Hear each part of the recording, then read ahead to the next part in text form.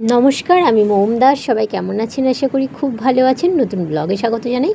So আরেকটা part নিয়ে চলে এলাম আমাদের শুটিং ফ্লোরে। তো যাই হোক, এখন আমি শাড়ি পরে রেডি হয়ে গেছি। শাড়িটা পরেছি এবং এখন অবধি রেডিও কমপ্লিট হয়নি। এখন আমার সাজার অনেক কিছু বাকি রয়ে গেছে। তো বন্ধুরা, মেকআপ আর্টিস্ট এখন আমাকে মেকআপ করাতে বসে গেছেন। উনি যেহেতু খুব নতুন, সেই কারণে উনি অর্ধেক মেকআপই জানেন না। ওনাকে বলে বলে দিতে হচ্ছে মেকআপের জন্য। উনি প্রথমে মুখটা মুছে দিল। তা যাই হোক, আমরা এইভাবে আস্তে আস্তে রেডি হব। কারণ রেডি না হলে জিনিসটা ঠিক পারফেক্ট লুকটা আসবে না। তো যাই হোক, এই ক্রিমটা দিয়ে দিল। আমি বললাম ময়শ্চারাইজার দেওয়ার জন্য, ময়শ্চারাইজার একটু দিয়ে দিলেন উনি। তো ময়শ্চারাইজার দেওয়ার পরে এবার দিয়ে দিলাম হচ্ছে আমি উনি দিয়ে দিলেন। তো এবার আমি যখন দেখলাম যে ওনার একটু প্রবলেম হচ্ছে, তো আমি নিজেই মুখে মেকআপটা করে নিলাম এবং ওনাকে বললাম আপনি শুধুমাত্র গালে দিয়ে দিন, গলার দিকটা মেকআপ করে দিন। আর এই যে সাদা ভূত হয়ে গেছি আর পেটে করে, আর এদিকে আমি হেসে যাচ্ছি কন্টিনিউ। আর আমার একবার হাসি শুরু হলে আমার আর থামতে চায় না হাসি। তো আমাকে পাশ থেকে খুব হাসানো হচ্ছিল। তা আমি মেকআপ আর্টিস্টকে বললাম তুমি চোখে আইলাইনারটা পরিয়ে দাও। উনি আইলাইনারটা ঠিক কাজলটা ঠিক পরাতে পারছিলেন না, সরি, আইলাইনার কাজল। তো আমি নিজেই আইলাইনারটা পরে কাজলটা ওনাকে বললাম পরিয়ে দেওয়ার জন্য, পারিনি বলে আমি নিজেই পরে নিলাম কাজলটা।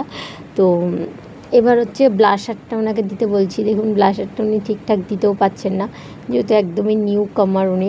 তো যাই হোক, এরকম লাল লাল টকটক টকটক করছে গালগুলো, এত খারাপ আমার নিজের লাগছিল। তো এর জন্য আমি নিজেই মেকআপ আর্টিস্টের থেকে মেকআপটা নিয়ে আমি নিজেই কিন্তু মেকআপ করা স্টার্ট করে দিয়েছিলাম। কেননা না হলে না আমার ঠিক ভাল লাগছিল না, মনোপুত হচ্ছিল না। যাই হোক, তো এই হলো মেকআপটা প্রায় কমপ্লিটের দিকে। আমার মেকআপটা কমপ্লিট হয়ে এসছে। তো যাই হোক বন্ধুরা, তোমরা ভিডিওটা ভালো লাগলে লাইক কমেন্ট শেয়ার করতে ভুলো না। ইউটিউব থেকে দেখলে মোম দাস এবং ফেসবুক থেকে দেখলে অবশ্যই মোম দাস, অবশ্যই ফলো করে দিও। তা এই যে দেখুন, আই মেকআপটাও কিন্তু আমি নিজেই করেছি। উনি দেখলাম যে এটাও দিতে পারছিল না, মাস্কারাটাও। কারণ মেয়েরা দেখুন নিজেরা সাজতে ভালোবাসে এবং সাজতে পারে। আমি জানি না উনি কেন এই জিনিসটা, ওনার সমস্যাটা হচ্ছিল। তো আমি নিজেই ওর জন্য একটু সেজে নিলাম। তো যাই হোক, তো এরকম চাপ হয়ে যায় মেকআপ আর্টিস্ট যদি ঠিকঠাক না থাকে। অনেকে গরমের মধ্যে ক্রাইলনের মেকআপ ইউজ করে। আমি বলবো গরমে এটা তো নর্মাল একদম ন্যাচারাল মেকআপ হয়েছিল, আর গরমে অনেকে ক্রাইলন মেকআপ ইউজ করে। আমি বলবো একদমই ক্রাইলন মেকআপ গরমের জন্য নয়, গরমের জন্য অন্য মেকআপ। আর ক্রাইলন মেকআপটা অবশ্যই শীতের জন্য। তো এই যে ডিরেক্টর পেছন দিকে রয়েছে, উনি খুঁজে বেড়াচ্ছিল জিনিসপত্র। তো যাই হোক, আমার এখানে হাত লাগিয়ে দিল হচ্ছে আমাদের বন্দনাদি ছিল বলে অনেকটা হয়তো বেঁচে গেছি। যাই হোক, অনেকটা মেকআপ টেকআপগুলো হালকা করে দিয়েছে। বন্দনাদি বলছিল খুব খারাপ লাগছে এই সাইডগুলো মেকআপগুলো। তো বন্দনাদি একটুখানি ঠিকঠাক করে দিল, কারণ গলার মেকআপ আর যদি মেকআপটা যদি মুখে ফ্যাট সাদা করে আর বডিটা কালো থাকে, তাহলে কীরকম বিচ্ছিরি ব্যাপার লাগে। যে দেখছে তাদেরও খারাপ লাগবে, আর যারা দেখছে আমার নিজেরও খারাপ লাগছিল।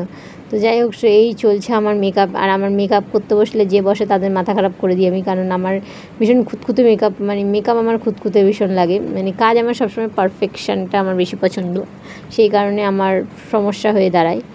তো যাই হোক, বন্দনাদি ধরছিল এবং এখানে হচ্ছে ডিরেক্টররা এখন মেকআপ করতে বসে গেছে। কি করবে, কিছু করার নেই, ট্যাটুটাকে ঢাকতেই হবে। তো এই হচ্ছে টিপটা পরে নিলাম। টিপটা না পরলে ভাল লাগছিল না মুখটা। এবার যেহেতু ঝগড়াটে বউ, সিঁদুর পরতে হবে। তো ট্যাটুটা ঢেকে গেছে। লাস্টে ডিরেক্টরও হাত দিতে বাধ্য হলো ট্যাটুটা ঢাকার জন্য, কারণ ট্যাটু না ঢাকলে জিনিসটা ক্যারেক্টারের সঙ্গে মিসম্যাচ হয়ে যাবে। ওদিকে আমাদের পুজোর জন্য সব রেডি হচ্ছে, ক্যামেরা পুজো, যেটা আমরা প্রথমেই ক্যামেরা পুজো দিয়ে তারপর কিন্তু কাজ শুরু করি। তো আমরা এখন নিচে চলে যাচ্ছি, ক্যামেরা পুজো দিতে যেতে হবে, নাহলে ডিরেক্টর দেবে গালাগালি। তো বন্ধুরা চলুন নিচে যাওয়া যাক। এবার আমি যাবো না ঠিক করেছিলাম, বাট ঠিক আছে, যেতে হলো নিচে, কারণ স্নান কিচ্ছু করিনি, তাই সেই কারণে একটু অসুবিধা হচ্ছিলো। মেকআপ করছিলাম, মেকআপটা ছেড়ে রেখে দিয়ে সব কিছু ফেলে রেখে দিয়ে এবার কিন্তু এগোতে হচ্ছিলো। একটু মেকআপটা জাস্ট টাচ আপ করছিলাম বারবার করে, কারণ এত ঘাম হচ্ছিলো, অসম্ভব বাজেভাবে ঘাম হচ্ছিলো। তো যাই হোক, দেখুন বন্ধুরা, এবার কিন্তু আমি মোটামুটি রেডি হইনি এখনও অবধি, কারণ এখনও সিঁদুর পরানো বাকি আছে আমাকে। এখন অবধি মানে কি এখানে হচ্ছে একটু হাইলাইটার দিয়ে দিলাম, হাইলাইটার না দিলে জিনিসটা ঠিক ভালো লাগছিল না, সেই কারণে হাইলাইটারটা আমি নাকে একটু লাগিয়ে নিলাম। হাইলাইটার দিতে আমার খুবই ভালো লাগে, হাইলাইটার দিলে জিনিসটাকে একটু ভালো লাগে, বেশ একটু গ্লজি ব্যাপারটা থাকে, না দিলে না বিচ্ছিরি লাগে হাইলাইটারটা। মেকআপ করব ভালো করে করব, যে জিনিসটা করব ভালো করে করব, না করলে একদমই করব না, ঠিক আছে, কিন্তু ভালো করে জিনিসটা না পেলে না আমার ঠিক মাথাটা ঠিক থাকে না। তো এবার যাই হোক, এবার আমরা চলে এসেছি ক্যামেরা পুজো দেওয়ার জন্য, সবাই এসে গেছে, অল আর্টিস্ট টেকনিশিয়ান সবাই এসে গেছে। তো এইবার আমরা যেটা করব সেটা হচ্ছে সুমন্তদাকে আমি সরিয়ে দিলাম, কেননা ক্যামেরা পুজো হলো আমি দেখতে পাচ্ছিলাম না। আমাদের ডিরেক্টর এখন রেডি হয়ে গেছে ক্যারেক্টারের জন্য। এই যে নারকেল ভাঙা হয়ে গেল, এবার সবার মাথায় একটু জল ছিটিয়ে দেওয়া হলো। এবার কিন্তু আমরা নারকেলটা খেয়ে নিচ্ছি। আমি কিন্তু এক হাতেই নারকেলটা ভেঙে ফেলেছিলাম। তো এখানে সবাই মেকআপ আর্টিস্টও রয়েছে, এখন আমাকে সাজানোর জন্য চলে এসছে উনি আবার, কারণ সিঁদুরটা পরাতে হবে, সিঁদুরটা না পরালে বিচ্ছিরি লাগবে। আর আমার একজন আমাকে বলেছিল যে মানে কি আমি কার হাতে সিঁদুর পরি দেখবে।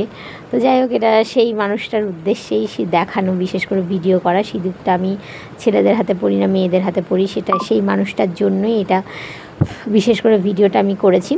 তো আমাদের যিনি দিদি আছেন তিনি কিন্তু অবশ্যই মেয়ে, মানে মেকআপ আর্টিস্ট হিসাবে যিনি এসেছিলেন, তো তিনি সিঁদুরটা উনি বেশ মোটামুটি ভালো করে পড়াচ্ছিলেন, ওনাকে ইনস্ট্রাকশনগুলো দিয়ে দিতে হচ্ছিলো।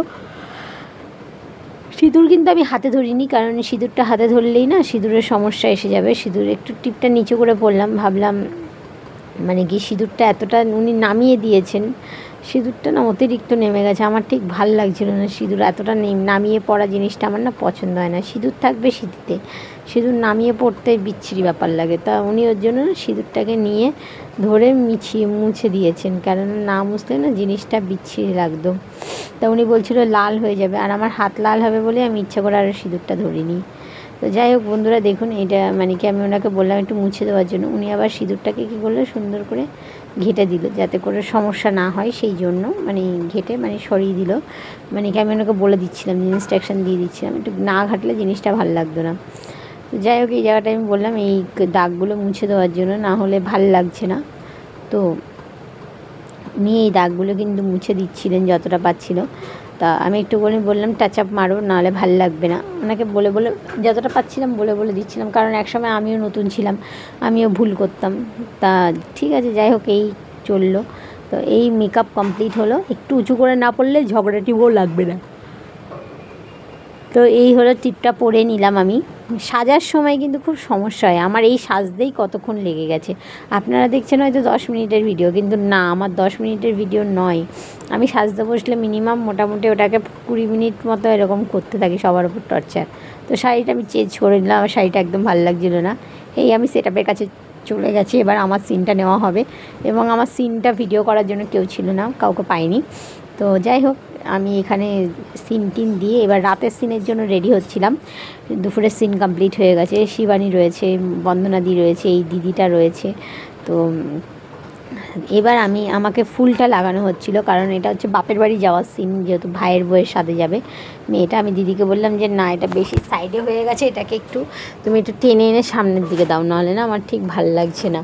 তো দিদি আবার এটাকে টেনে এনে কিন্তু সামনের দিকে যতটা পেরেছে সামনের দিকে দিয়ে দিয়েছে, কারণ আমার ঠিক মানে বললাম ওই যে পারফেকশন, আমি একদম পারফেক্ট লুকটা বেশি পছন্দ করি। আমার ভুল হয়েছে এটা, এবার একটু ঠিকঠাকই লাগছে আমার মনে হলো, হ্যাঁ এবার ঠিকঠাক লাগছে, কারণ কানের পাশ থেকে ফুল না গেলে না ঠিক জিনিসটা ভালো লাগছে না, ভাল লাগে না আর কি। তো এই হলো ফাইনাল লুক আমার। তারপর লুক দিয়ে এসে সিন দিয়ে এসে আমি আর বন্দনাদির চপ আর মুড়ি খেতে বসে গেছি। এই যে ভিডিও করে দিচ্ছি বন্দনাদিকে, এই যে আলুর চপ আর হচ্ছে এদিকে হচ্ছে মুড়ি। তো ওখানে সব রয়েছে, মানে এইখানে বন্দনাদি মুড়ি খাচ্ছে, চপ খাচ্ছে, বলছে খেতে খুব ভালো। আমি বললাম তুমি বসো, আমরা চানাচুর দিয়ে মুড়ি খাই। তারপরে আমি আর বন্দনাদি কিন্তু চানাচুর দিয়ে মুড়ি খেয়েছি, জানি না বাকিরা কী খেয়েছে, কী দিয়ে খেয়েছে বলতে পারবো না, বাট আমি আর বন্দনাদি চানাচুর মুড়ি খেয়েছি। ওই যে ডিরেক্টর চলে এসছে ওই পুচকেটাকে নিয়ে। তো এখন ডিরেক্টর আর্টিস্টকে খুঁজে পাচ্ছে না, কি হয়েছে জানি না। তো যাই হোক, আমাদের সিন যেহেতু কমপ্লিট হয়ে গেছে, সিন কমপ্লিট হয়ে গেলে তো জানেনই আমরা একটু বসে আড্ডা মারি। তো আমার খুব অল্প ছোটো ছোটো সিন ছিল। এই দেখুন, তো আমাদের খাওয়া দাওয়ার পর্ব, মুড়ি টুড়ি খাবো এবার। আমাদের এই যে চানাচুরের প্যাকেটটাও চলে এসছে। তো আমি মানে কি নিচে নামি খুব কম, মানে কি ওপরেই যদি থাকে একদম চিপকে ওপরেই থেকে যায়। যদি না খেতে দেয় তাও আমি নিচে গিয়ে চাইবো না খাবার দাও, উপরে আমাকে, আমি যদি কেউ দিতে আসে তাহলে ঠিক আছে, আদারওয়াইজ আমি নিচে কিছুতেই যাই না। মানে যদি মানে কি খেতে খাওয়ার ব্যাপারে আর কি, আমি একবারে যেখানে বসি সেখানে চিপকে থাকি। এই যে বন্দনা দিয়েও চানাচুরটা নিয়ে নিল। আমাদের ভাগে কিন্তু চানাচুর মুড়িটা জুটেছে, এটা কিন্তু মানে মানতেই হবে। যাই হোক, তো আমরা এটা খেয়ে নিচ্ছি, সবাইকে টাটা দিয়ে দিলাম। তো এইবার রাত্রেবেলা খেতে বসার পালা। রাত্রেবেলা আমাদের ভালো খাবার ছিল, ডাল ছিল, টক ডালটা ফাটাফাটি হয়েছিল, জাস্ট একটা তরকারি ছিল, আর ছিল হচ্ছে মুরগির মাংস, তো আলু ভাজা ছিল। টক ডাল আর আলু ভাজা হলে না কিছু লাগে না, মানে মারাত্মক খেতে, আর রান্নাটা ছিল সেই লেভেলের। এই যে মুরগির মাংস নিয়ে চলে এসেছে, তো মুরগির মাংসটা আমি এবার খাবো। এবার যাই হোক, আমাদের খাওয়া দাওয়া পর্বটা চলছে। আমরা এবার আজকের দিনের মতো শুটিং কমপ্লিট হয়ে গেল, খাওয়া দাওয়া কমপ্লিট, এবং দেখাবে আরেকটা ব্লগ, আরেকটা পার্ট নিয়ে, যেই পার্টে আমি দেখাবো তো আপনাদেরকে